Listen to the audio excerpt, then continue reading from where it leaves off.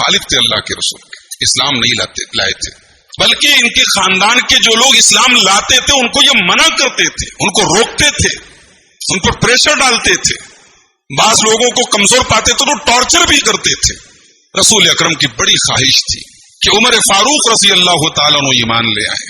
اللہ کے نبی دعا کیا کرتے تھے، حدیث کے الفاظ ہیں، ترمذی کی کتاب المناقب کی روایت تھے 3681 نمبر کی، اللہ کے نبی دعا کرتے تھے، اللہم اعز الاسلام باحب ہذین الرجلین، اے اللہ دو لوگوں میں جو تجھے زیادہ پیارا ہو تجھے اسلام کی توفیق دے دے، اس کے ذریعے اسلام کو عزت دے دے۔ کون دو لوگ ہیں؟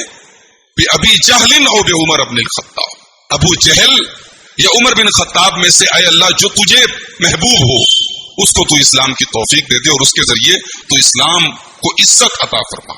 حدیث کے الفاظ ہیں وَكَانَ أَحَبَّهُمَا إِلَيْهِ، اللہ تبارک و تعالیٰ کو عمر کی ہدایت منظور تھی، ابو جہل کی ہدایت منظور نہیں۔ ابو جہل کو اسلام کی توفیق نہیں ملی، لیکن حضرت عمر رضی اللہ تعالیٰ نے ایمان لائے۔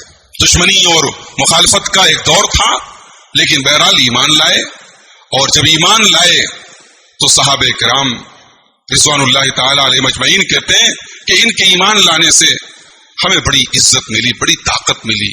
مکے میں کمزور تھے ہم، چھپ چھپ کر کے نمازیں پڑھتے تھے، چھپ چھپ کر کے اللہ کا نام لیتے تھے، اسلام کی دعوت پیش کرنے میں نبی اکرم صلی اللہ علیہ وسلم اور صحابہ کرام ہچکچاتے تھے۔ عمر رضی اللہ عنہ جب ہمارے درمیان آئے وہ ہچکچاہٹ دور ہو گئی، اب ہم علی اعلان اسلام کی دعوت اور تبلیغ کرنے لگے۔ حضرت عمر فاروق رضی اللہ تعالیٰ عنہ ان 10 صحابہ کرام میں سے ہیں جن کا نام لے کر کے اللہ کے نبی نے جنت کی بشارت سنائی ہے۔ حضرت ابو بکر، عمر، عثمان، علی، طلحہ، زبیر، سعد ابن ابی وقاص، سعید ابن زید، ابو عبیدہ ابن الجراح اور عبد الرحمن ابن عوف، یہ 10 صحابہ ہیں جن کا نام لے کر کے اللہ کے نبی نے جنتی کہا ہے، اس میں سے حضرت عمر ہے۔ حضرت عمر اللہ کے رسول صلی اللہ علیہ وسلم کے سسر بھی ہیں۔